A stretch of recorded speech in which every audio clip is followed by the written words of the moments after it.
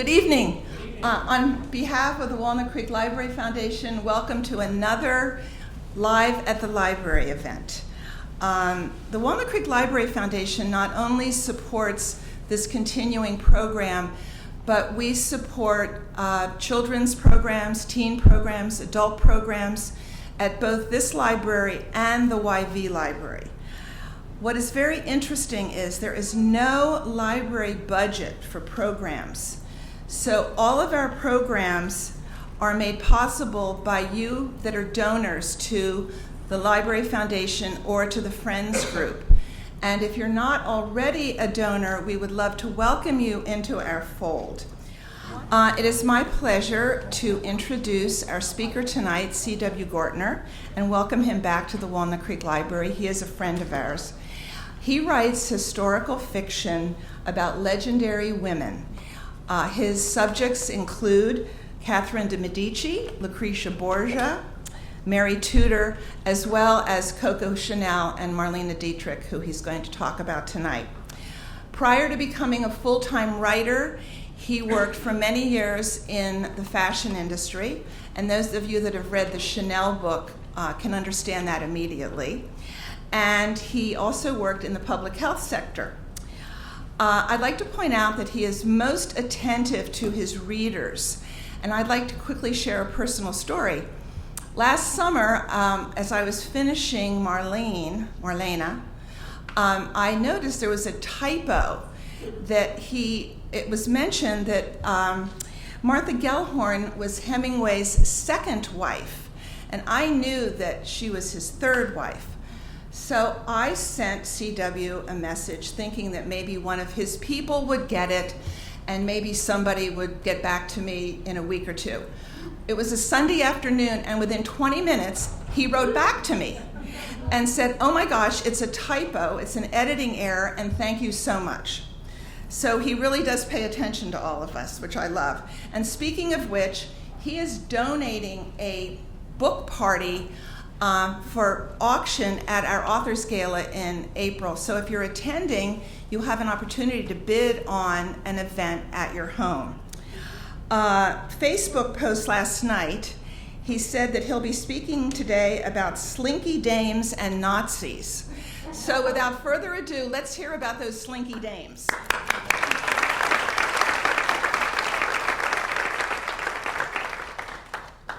Okay, am I popping? Keep one of me. Is it better like this? Yeah? Okay. Because he's recording me. So thank you for having me. I'm a little menopausal. Is it hot in here? And I'm blind as a bat. So I'm going to try to keep this non-political, which will be very difficult for me because I've been sort of having a nervous breakdown since the election. But I see so many parallels to what's going on today. So when I decided to do this presentation, you're going to be my test run for this. This feels really loud. I wanted to try to compare these two women because when I decided to write about Chanel, I knew a lot about her because I went to fashion school. I got a marketing degree in fashion, so it was my ambition to be a designer until I realized I couldn't sew a button, and then I became a marketer. And when I did my thesis, to make fashion, you have to know how to sew, which I completely escaped my mind. I studied her designs, and I did a marketing presentation on if Chanel were alive today, how would I market her? And so I got really obsessed with Chanel designs throughout my fashion career, but I didn't know a lot about her personally. So when I decided to write this book, which is of course eons later, after I left fashion and worked in the public health center, I did a lot of research about Chanel, and I found some amazing stuff about her. She was really one of the first female designers to sort of build this brand empire. She was one of the first designers to ever market a signature perfume that was successful, and before her, no other designer had done that. She introduced us to everything that we know. The way we dress today, a lot of it is owed to her. She designed separates. Separates weren't a known concept in fashion until Chanel came along. And of course, for women, there's the little black dress, there's the pearls, the short hair. She made sunbathing fashionable. So I found her really fascinating. But then her reaction to World War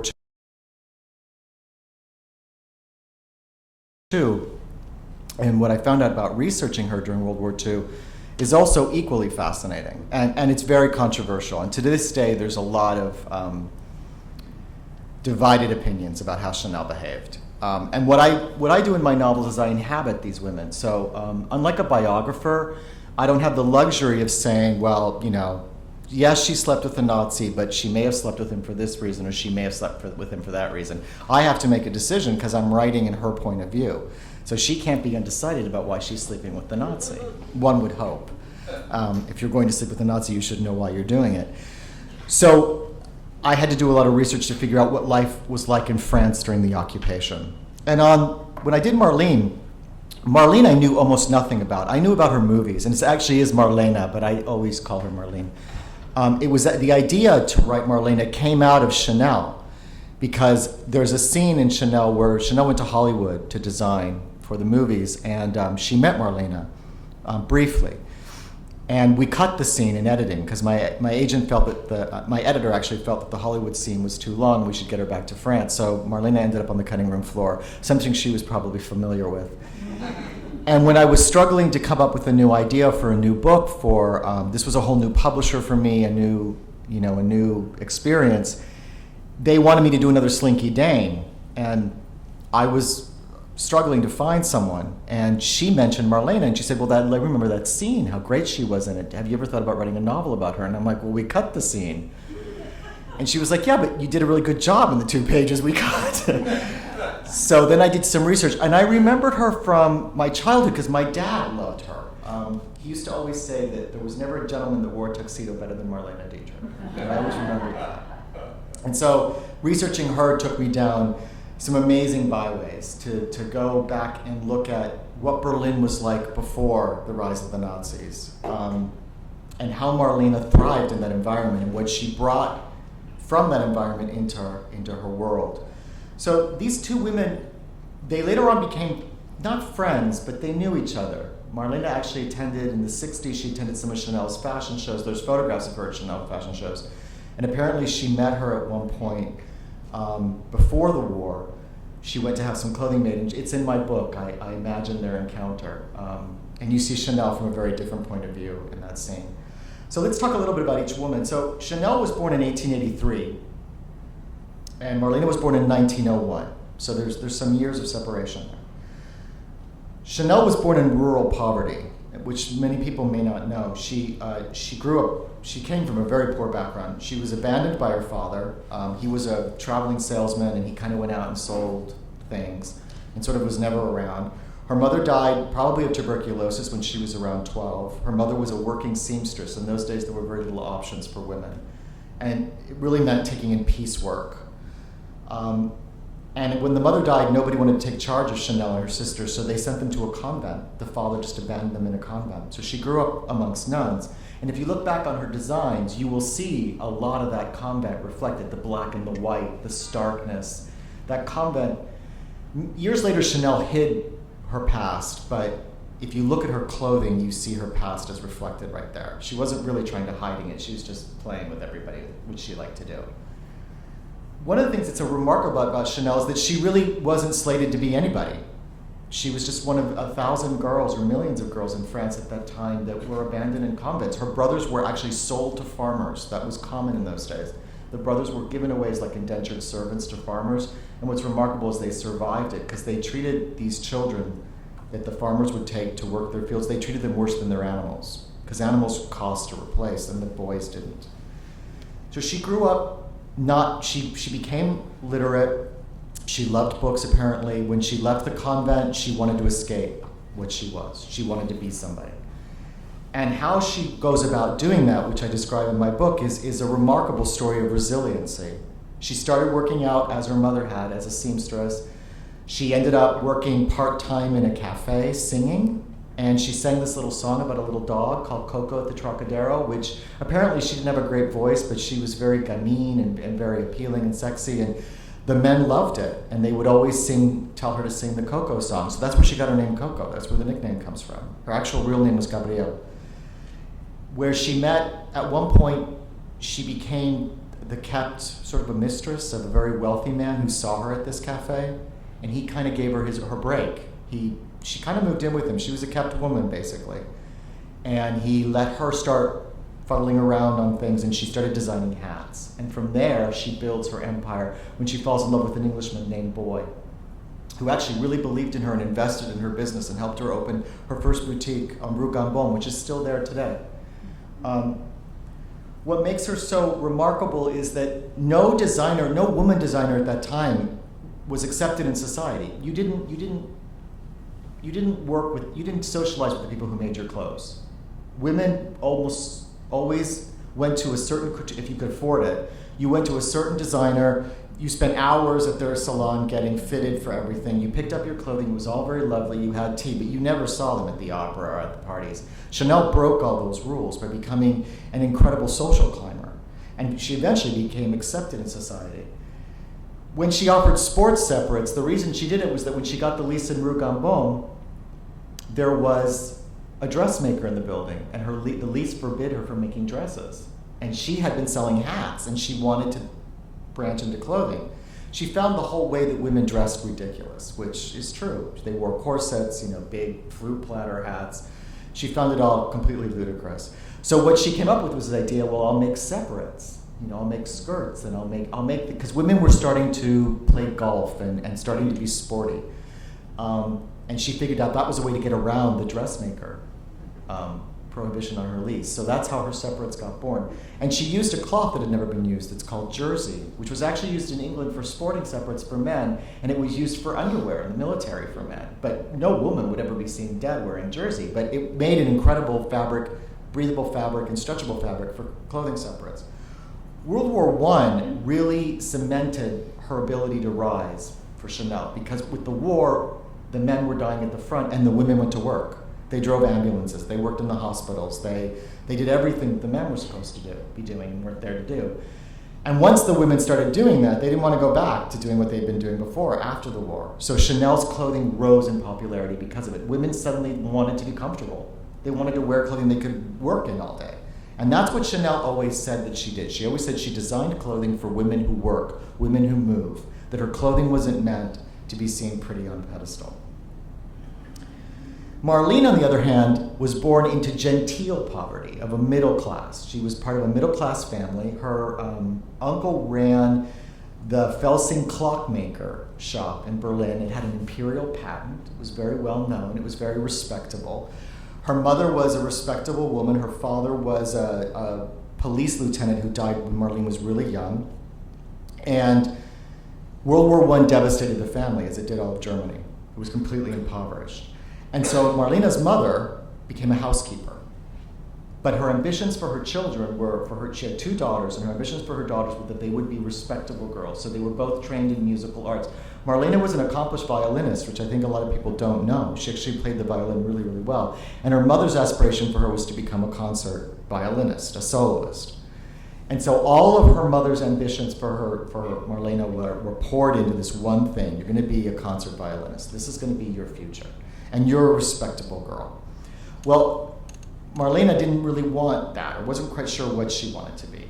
And what the 1920s do for her, the same as they did for Chanel, is the 1920s gave her the opportunity to escape a career that she really didn't want. She apparently played the violin really well, but not well enough to be a concert soloist. And she went to the Weimar Music Academy, which was very prestigious and very expensive, and she was quite the bad girl when she was there. She seduced one of her professors and got herself into a lot of trouble. She liked to party, as we say. And so when she did realize that she really wasn't going to be a soloist, she was sort of adrift. So what does a girl do? And her mother was, of course, horrified. So what she decided to do was she was going to move to Berlin and pursue acting. There was a lot of opportunities to play. First of all, what she decided to do to sort of ease her way into it was, at that time, movies were coming into vogue. And so they had music accompanying, because they were silent films. So they had orchestras that traveled with the movies, and they would play in pits. So Marlene decided that she would go play in a pit. She could play the violin in a pit and get paid to do that. She got fired, I think after, I can't remember quite what the date is, but she got fired after about 2 or 3 months of working there, because the men said she was too distracting. Because it was really hot in the pit, because there was no air conditioning, and she'd lift up her skirt to fan herself. And we all know about her legs, right? So the men were like, oh, she's too distracting. So she got fired, and that really enraged her. And eventually she found, she befriended a woman named Gerda Huber, who was one of these really remarkable women that come out of this period. She was an anarchist, she was a communist, she was a writer, she was a lesbian. And Marlene moved in with her. They became lovers. And it was this woman, Gerda Huber, who said, you know, there are girls out there that are doing very well for themselves who have a lot less than you do, in the legs department especially. Why don't you go out and try to be an actress? So Marlene sort of fell into her career by accident.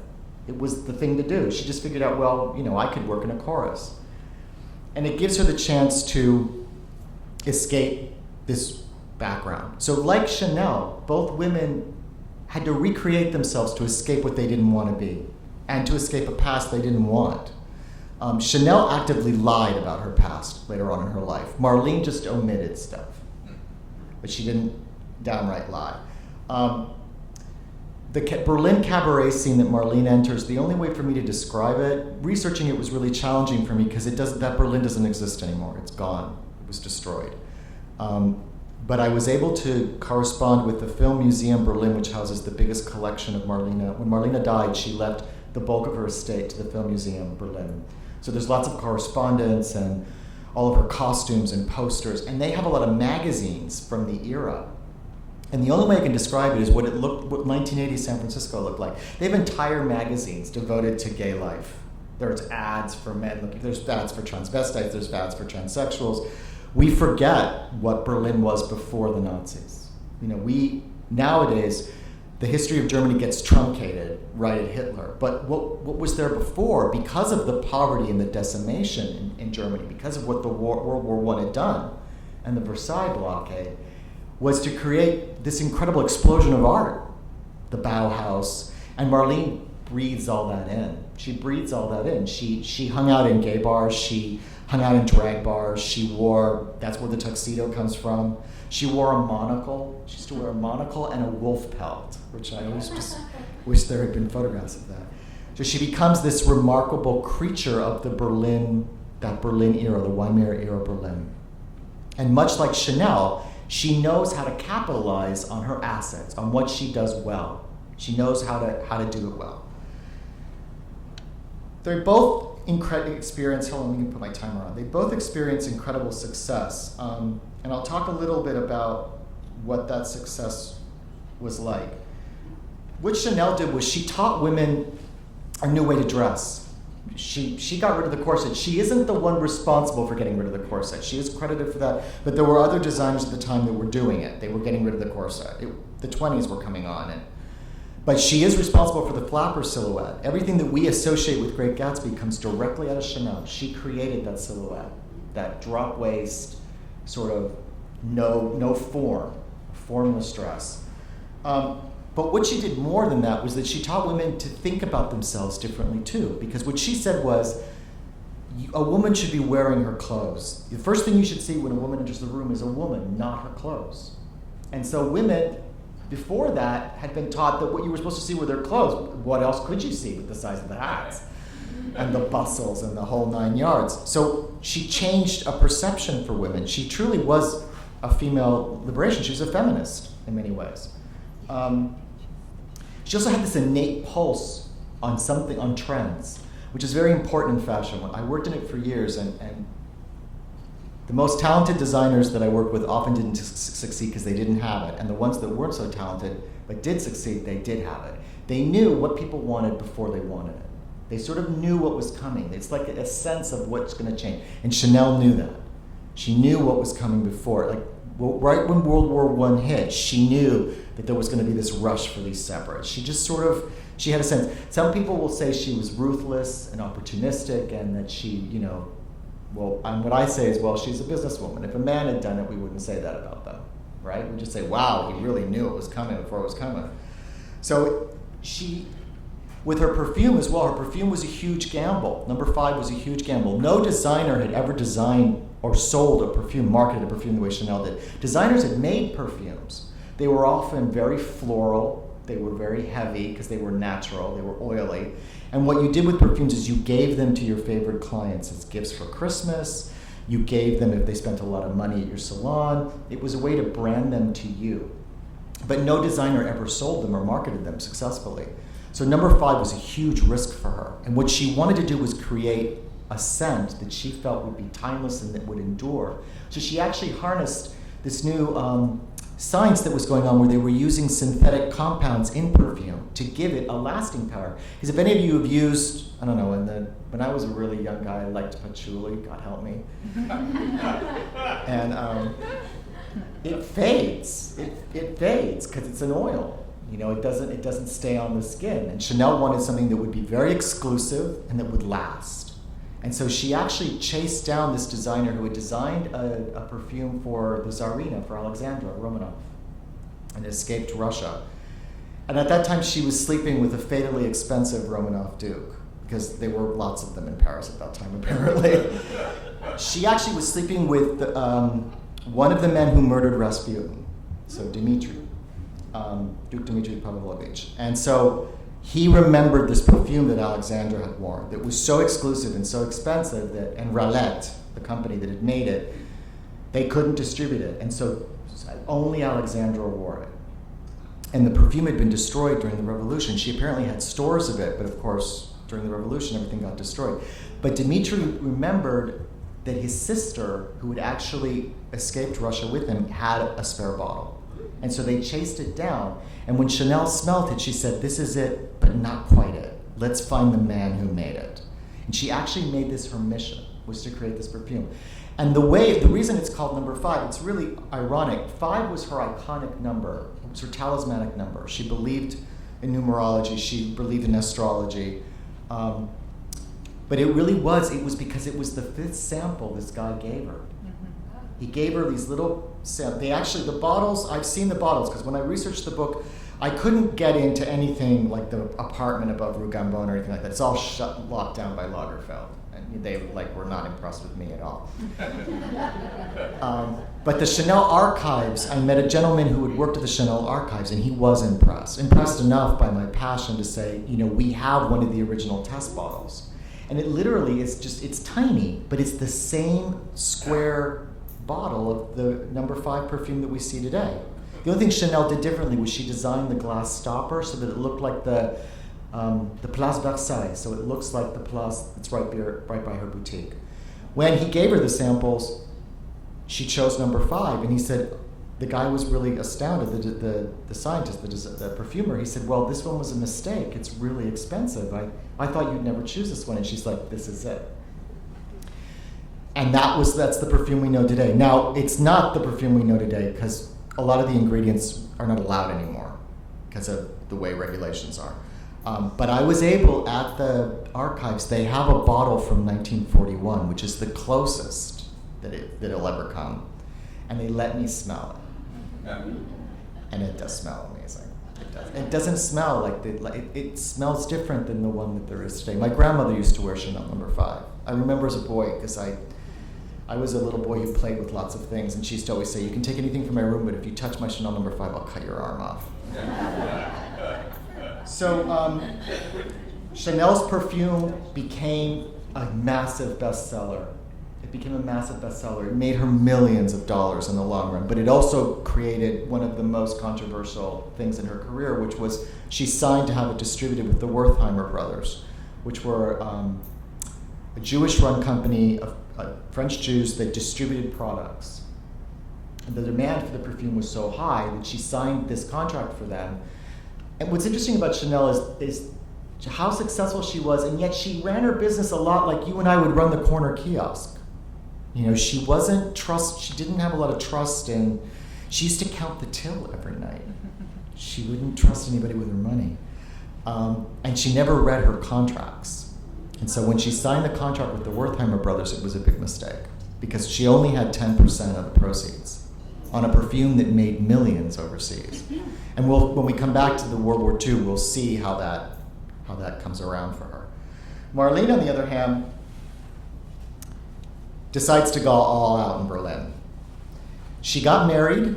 She was married to the same man, Rudolf Sieber, for most of her life. He died before her, but she married young before she got famous. She had a daughter. She worked a lot. She did a lot of shows. She did, at that time, it was so expensive to bring shows from America, because in Berlin at one point, a bottle of French perfume cost less than a loaf of bread.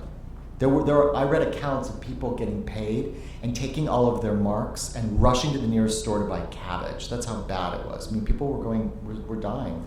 We often forget that World War II arose directly because of World War I. If there hadn't been the severity of the blockade on Germany that there was, Hitler may not have gotten away with it. But what he did was he spoke words that people really wanted to hear, which, do we all sort of see the parallel there? Trying to be good. So Marlene got married, but she wanted to keep working. And so the man that she married was a movie executive. He worked at the UFA, which was the big Berlin film studio, because they couldn't bring American movies. They couldn't bring American shows. It was too expensive. They would recreate them in Germany. So Marlene found work because she could speak English. Not really well, but well enough. And of course she had great legs. And she was game apparently for anything.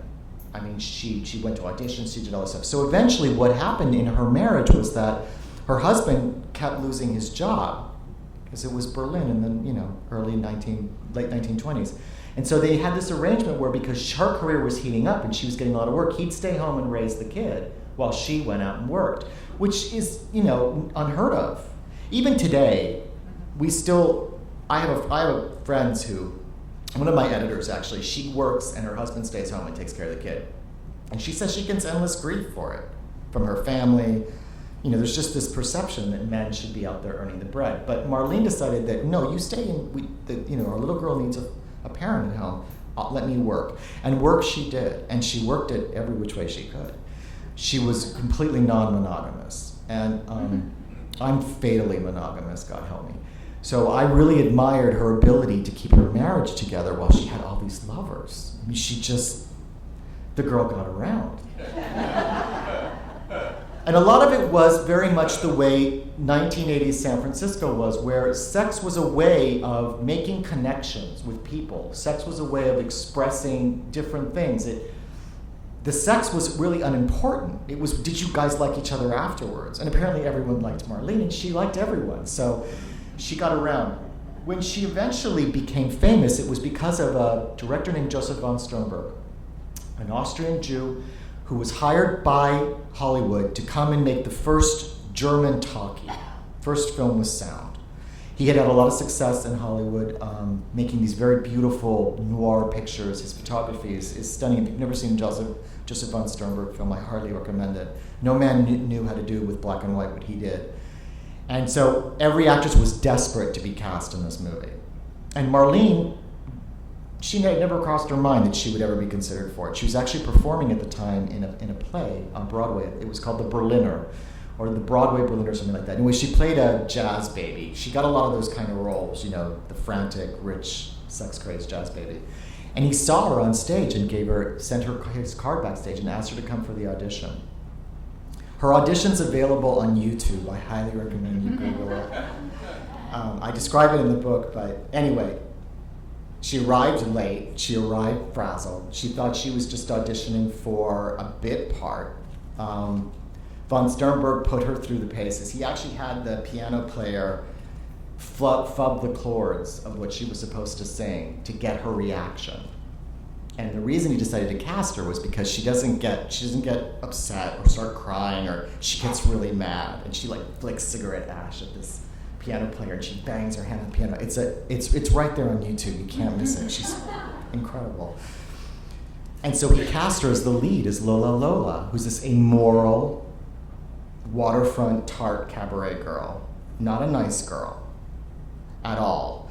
And it cemented her image as a femme fatale. Now, Marlene played the role really well, but later on people mistook her for being Lola Lola. Marlene wasn't that kind of a girl. And in fact, she had to work really hard to roughen up her accent, because she spoke with a refined Berlin accent. She was really conversant on art, on literature. What do you do when you have so many lovers after sex? Well, you got to talk about something, right? In Berlin, you talked about art. People love to talk about art. And plays and movies and everything that was going on. So the movie was a big challenge for her, but it was an enormous success. And before the movie had even debuted, Paramount Pictures cabled von Sternberg said they wanted to offer her a contract because Greta Garbo had been such a huge success for MGM, and now everybody was looking for an exotic, erotic femme fatale. Sort of the Blue Angel. Yeah, the Blue Angel. And I've seen both versions. I've seen the German one, and I've seen the one that was shown in the United States. The one that was shown in the United States was censored. It was shown later on. So anyway, it turned out that von Sternberg was actually vying for this. He wanted to make a movie that would make Marlene such a success that he could get her a contract in Hollywood. Von Sternberg and Marlene's relationship it's been described as sort of a Svengali type relationship, but really what they were two people that were perfect for each other to collaborate. She wanted to be molded. She saw the way he lit her. He knew how to light her in a way that nobody else could. She was always really worried about how wide her nose was, and he knew how to angle it. If you look at a lot of Marlene's stills, you'll see a butterfly shadow under her nose on almost every single one. That's a von Sternberg key light trick. He would hide the light up above at such a level that it would narrow her nose and create that butterfly shadow. And he taught her about that. Later on, she drove directors crazy because she could actually know if her key light was in the right position by just wetting her finger and holding it up to the air to feel the heat. And if she didn't have that shadow, she wouldn't film. So he molded this image. He created the Marlene we know, but she actively participated in it. She wanted that image. And Paramount Pictures loved that image. And so we get her first film in the United States is a film called Morocco with Gary Cooper. If you've never seen it, you have to see it. First of all, because I always thought of Gary Cooper as sort of this cragged old dude from the Westerns, right? God, he was drop dead gorgeous when he was young. And the movie is highly risque.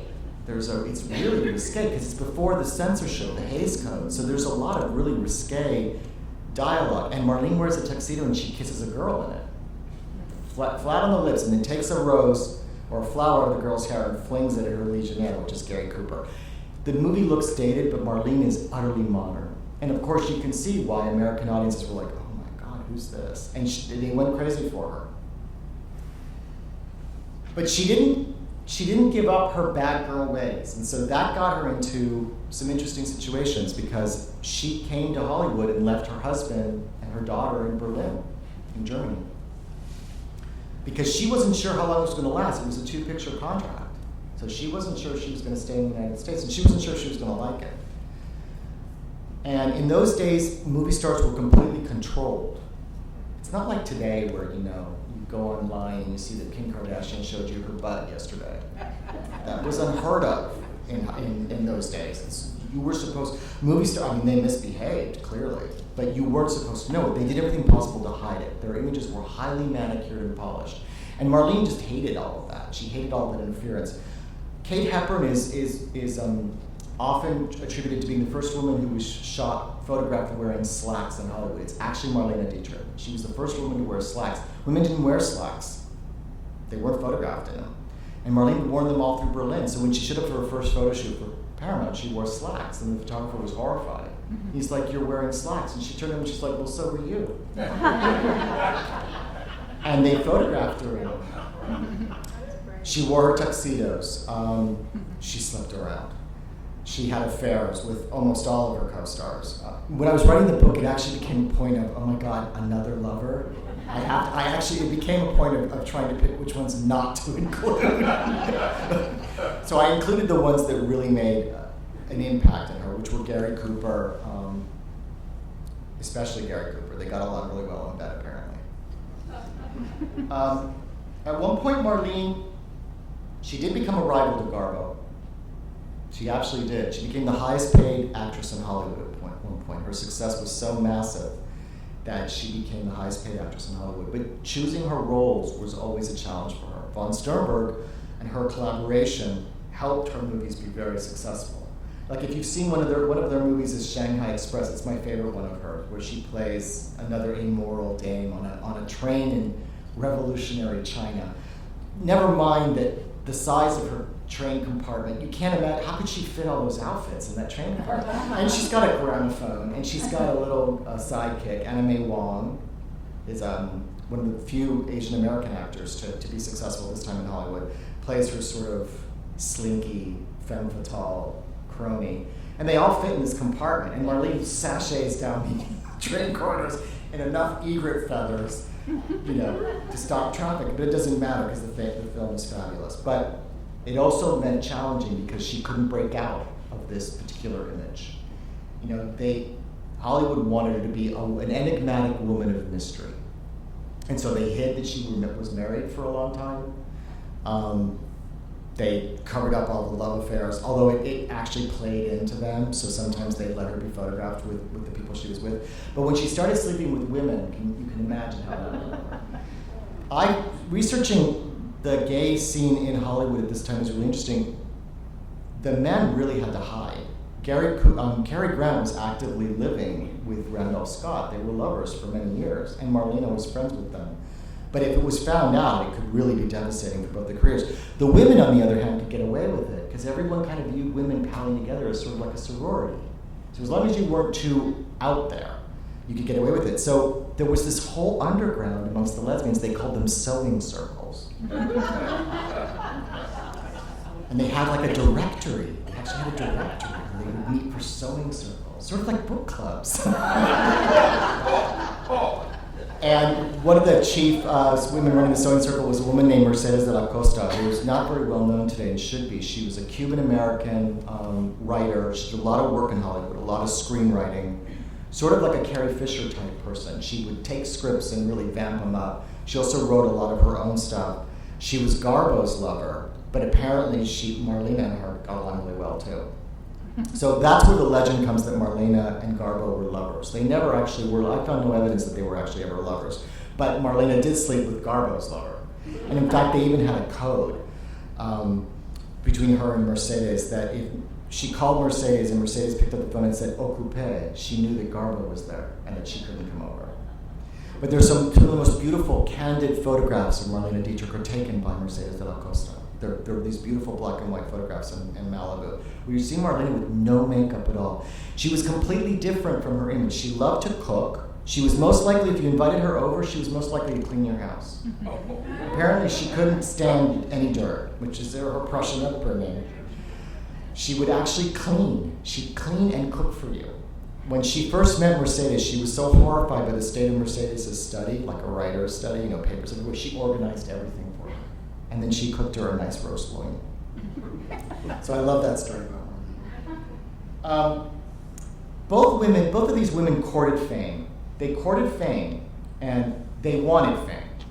And we often forget that women aren't supposed to in those days, and even today, although it's a lot less, you're not supposed to want to be ambitious. To this day, we still have this sort of back burner kind of ideology that your ambition should be to get married and have babies. And Marlene and Chanel didn't want to get married and have babies. Marlene got married and had a baby and then went right back out and did whatever she wanted. And by the way, her arrangement with her husband was perfectly acceptable. He had his lover, a Russian ballerina of all things. They were completely amenable to each other. It was live and let live. And they stayed married until the day he died. Chanel never married. She never married. She never had a child.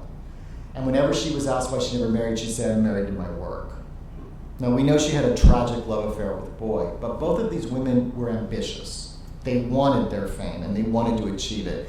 And part of the reason I wanted to write about them the way I do is that I think it's important to recognize that. It's not a crime to want more in life, in my opinion. Chanel moved in very high society. She moved with bohemians. She was friends with Picasso, with Diaghilev of the Ballet Russe. She knew everybody, and she broke down all the barriers on purpose. It was literally, excuse my French, a big screw you to the system.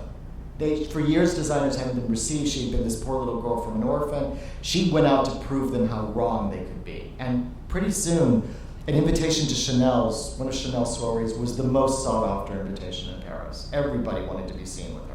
And she loved all of it. She also had a lot of high-profile love affairs. One of them was with the Duke of Bendor, the Duke of Westminster. I don't know if any of you have heard of him, but he was rather one of these British eccentrics. He actually gave some really horrible speeches in Parliament in support of the Nazis, which blackened her reputation. But Chanel really wasn't interested in politics. It's a mistake to think of her as a political person. Marlene was. Marlene was a very political woman, but Chanel wasn't. Chanel was interested in what got Chanel ahead. That was what she was. And Bendor, she really liked him because he was titled aristocracy. And so palling around on his yacht and going to his estate to shoot pheasant and pretending to be a British lady really thrilled her. It was during one of those parties at the Duke of Bendor that she met Winston Churchill, and they became lifelong friends. So I had to take that into account when I was writing about Chanel because that friendship lasted. And when Winston Churchill was really depressed, he spent time at Chanel's house called La Pausa. It was in the south of France, this really beautiful house that she built. And he spent a lot of time there writing. So, but Chanel was out for number one, Chanel. And she did it for a reason, because she ran her own businesses. I mean, the Chanel empire was built on her sweat. She ran all of her business. And at one point she had a boutique. She had 3 boutiques in Paris. She'd opened a boutique in London. She employed over 600 people. If you read about how she treated her employees, she wasn't very nice. And so I always try to tell my readers, because I've had a lot of really interesting email about Chanel. I don't have to necessarily like these women to write about them. It's not about liking them. The moment I start judging a character, it stops being about them, it starts being about me. I want you can be the one who judges them. She wasn't nice to her employees, no, but, I often say to people, when a man behaves like that in business, they say he's determined. When a woman behaves like that in business, you say she's a bitch. There's a double standard. Ooh, I'm running late. Hold on. So the Depression changed the way these women approached their life. Chanel lost business because of the Depression. And other designers like Elsa Schiaparelli came on the scene and really challenged her. So that actually became an issue as well. What Chanel did was she went to Hollywood to design for the movies, and she got paid $1 million at the time. And GM desperately wanted her to come design for the film, for movies. And she had always thought that, she actually said that she found Hollywood to be the Mont Saint-Michel of tit and tail, which I thought was wonderful. She did not stay very long. She did not like it. But on her way back, she stopped off in New York to visit editors. American Vogue had always been a big friend of Chanel's. And in fact, Chanel's designs had always sold better in the United States than they had in France. She had a very avid American clientele. And she saw at a department store called Klein's knockoffs of her own designs for like $2. Because this is when there was the Depression. So there were all of these, they would send these ready-to-wear they'd send spies to the fashion shows. They'd sketch all the designs. And then they'd add zippers and sell them for like $5, $2. Chanel, instead of being horrified by it, Chanel was completely fascinated. She was like, well, this is the future. Couture is dead. It's gone. So what she did was, when she got back to London, she held a charity fashion show where she designed an entire line for charity, and she invited all of these ready-to-wear manufacturers to come, and she said, you can all copy as much as you want. I'm licensing this to you. She was the first designer to create ready-to-wear, pret-a-porter, that was licensed out. She saw the future, and that's how she overcame the Depression. Marlene, on the other hand, was branded box office poison, because the Depression brought out a need for realistic films. People wanted to see gritty, realistic films. Bette Davis was very popular. And no one wanted to see women in egret feathers swanning down train corridors. So what she did was she went to Europe for a while to try to work in Europe, and she made one really bad film, where she plays a Russian countess of all people. It was bad. And then that actually ended her collaboration with von Sternberg. What happened with von Sternberg was they had a very contentious relationship. As two very close people who collaborated, they fought a lot, and he went over budget a lot. And then he just called it quits on their collaboration. And a lot of what happened with von Sternberg was he created a monster, and it overpowered him. Marlene became so enormously famous and huge that nobody knew who he was. They'd be like, well, isn't that the guy who, Mr. Dietrich? And so he decided that he couldn't take it anymore, and he decided to not collaborate with her anymore. And that, it was the separation from von Sternberg from Marlene Dietrich was devastating, because she had to reinvent herself as a movie star, not working with a director that she trusted more than life itself. I mean, if he was on the set, she knew that no matter what, she was going to look a certain way, and the film was going to look a certain way, and all of a sudden she was on her own. And so that begins a very rocky period for her, where she makes a series of interesting films, but not great films. When the war, and then she wasn't able to recoup her status as a box office star after that. She was no longer the highest paid actress in Hollywood. And then Paramount Pictures canceled her contract, which was very common in those days. And a lot of actresses, Garbo was among them, Hepburn was among them, they all suffered during this period. Joan Crawford was among them. If you've ever seen Mommy Dearest, there's a scene where she's being told her contract's being canceled. I remember because she's wearing a fabulously big white hat. She just looks amazing, and she's like, and she talks to the head of the studio, and she's like, how can you do this to me after all the money I made you? Well, they did, and they dumped them.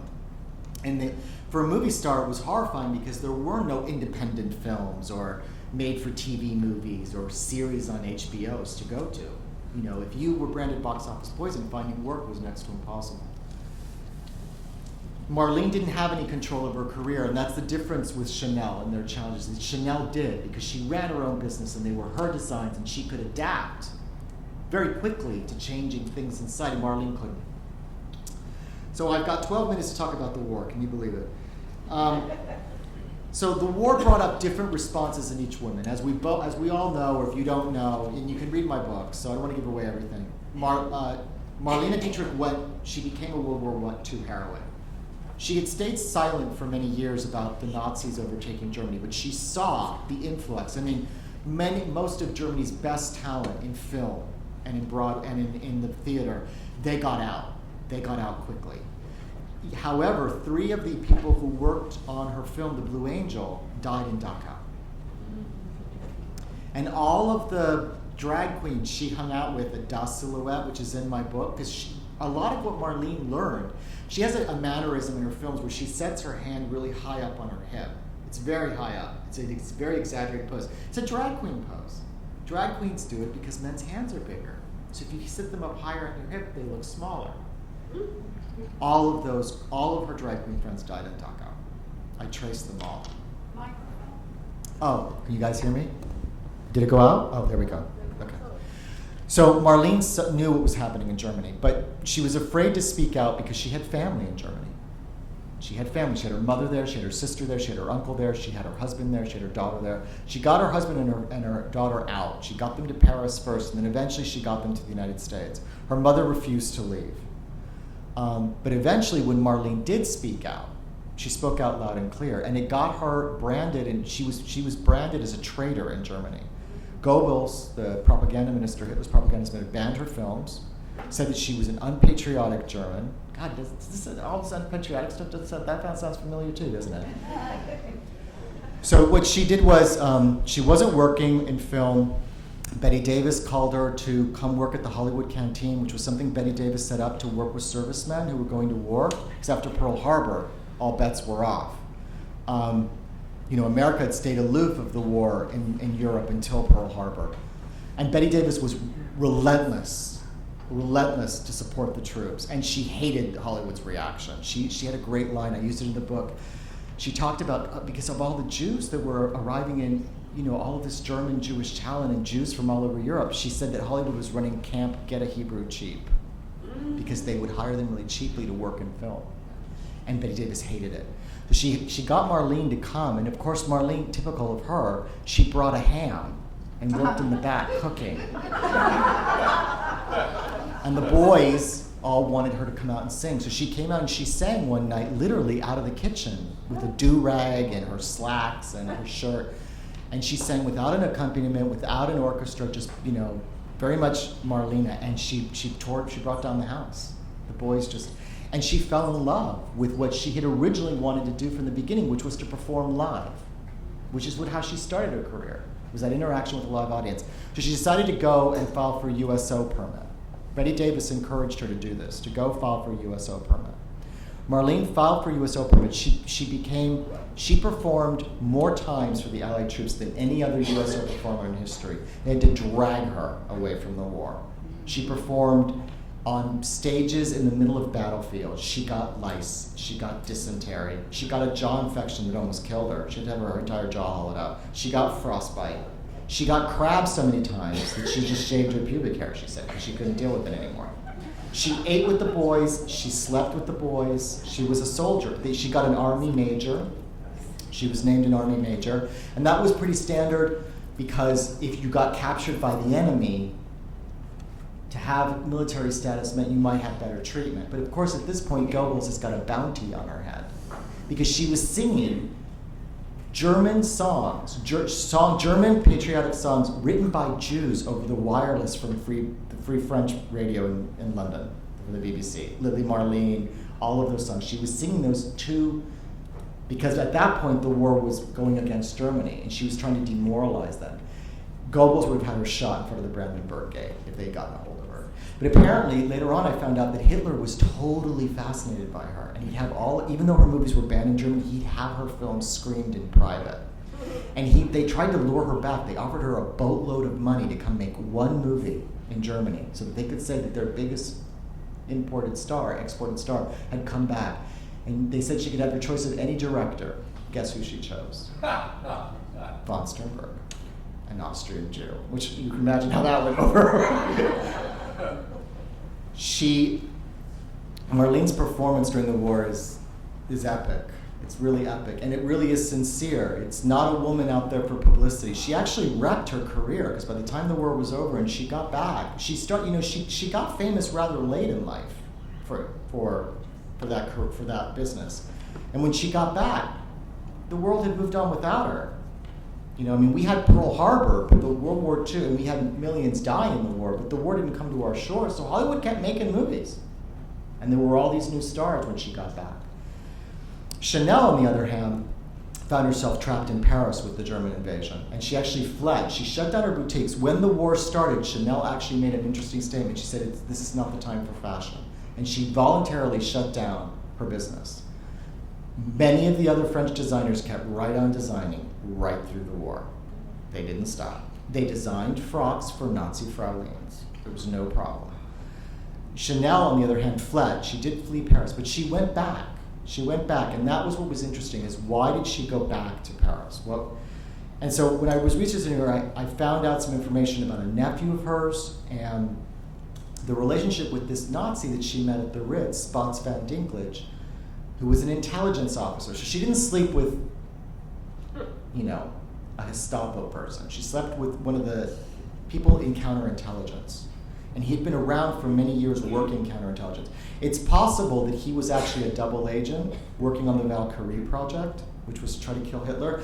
That's not to excuse anything, because we all know that Valkyrie wasn't about the Jews being killed, or the Romas, or the gays. It was about Germany terrified that Hitler was going to drag them into a situation like World War I. And they figured if they could get rid of Hitler, then somehow they could end the war without Germany being penalized.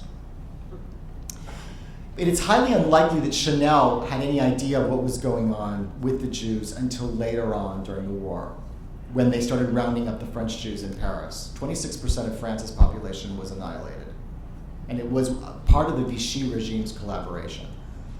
So after the war, she went into voluntary exile. And she stayed away for many years before she came back. She was arrested by the Free French when France was liberated, and she was questioned. And what's fascinating about Chanel is they let her go. They let her go.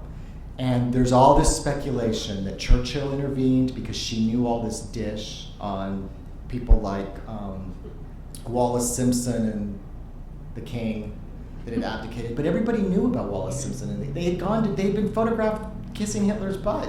They had opened up their villa in Paris to the Nazis. I mean, everyone knew that Wallace Simpson and her king were pro-Nazi. So it was unlikely that Chanel knew anything that nobody else didn't know. And she didn't really move everybody knew about Ben Dor, the Duke of Westminster, being pro-Nazi, because he would stand up in Parliament and give these blistering anti-Semitic speeches and pro-Germany speeches. remember that the people's reaction to the Nazis at the beginning was very much the way a lot of people are reacting to Trump. He's good for the country, he'll be good for us. And it isn't until things go really bad that everyone starts to want to distance themselves. So Marlene is heralded as a heroine for World War II. She actually reinvented herself. She continued to work in films, but she ended up taking on a stage career. She went back to what she loved, which was performing live. And a lot of people who remember her performing live. And she wears those nude spangled gowns and those enormous swan feather coats. And it's Marlene, you can't miss her.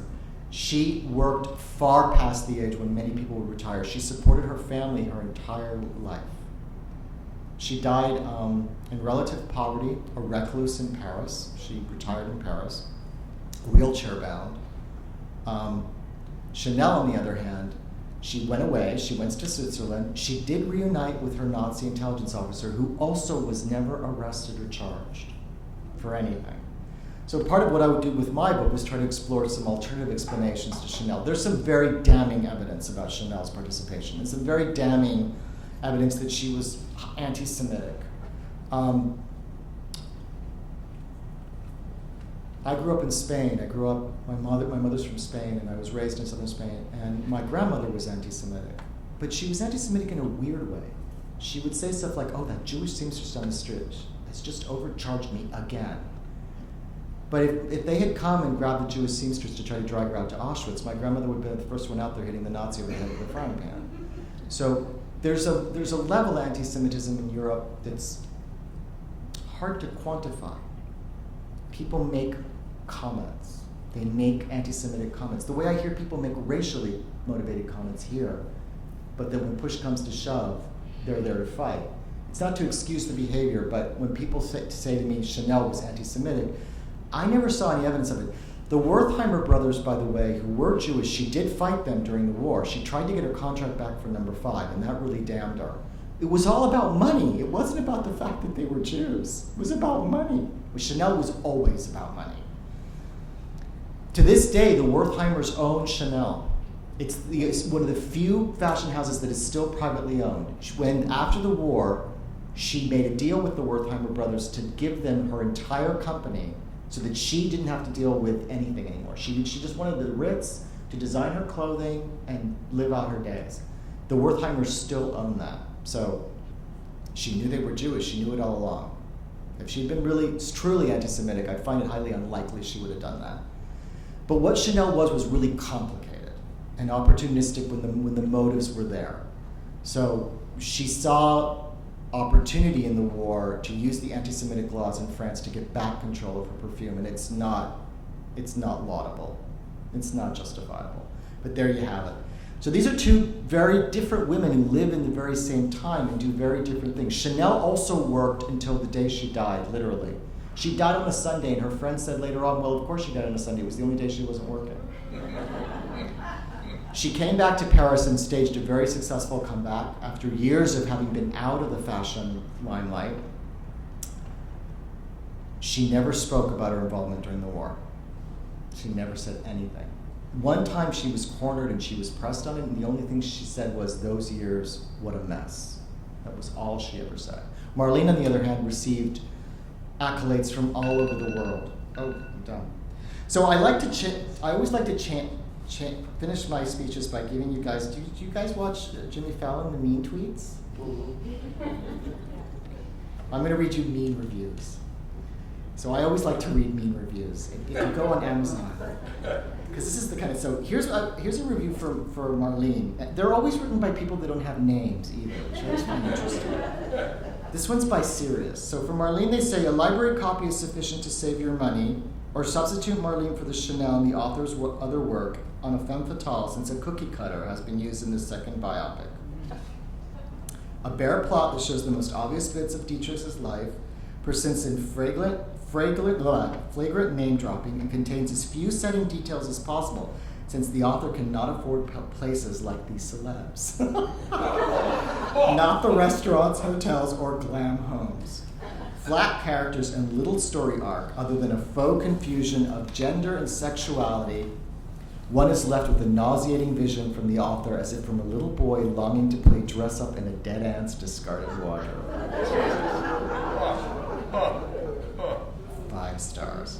And for Chanel, this one's by KB. I grew up loving Chanel. Before 2012, I only knew the basis of her life. I bought this book by Gortner hoping to get a softer version or maybe learn about the complexity of her character. The author of this book loves Chanel. I'm quite shocked, actually I am quiet shocked, because these people never know how to spell either. I am quite shocked at how people choose to celebrate the character of a despicable human being. The author is a fan, and although he tried not to be too harsh on her and justify her Nazi affiliations, he still could not erase her very bad choices. I'll leave it up to you to decide if they're right or not. But thank you for having me, and I'm sorry that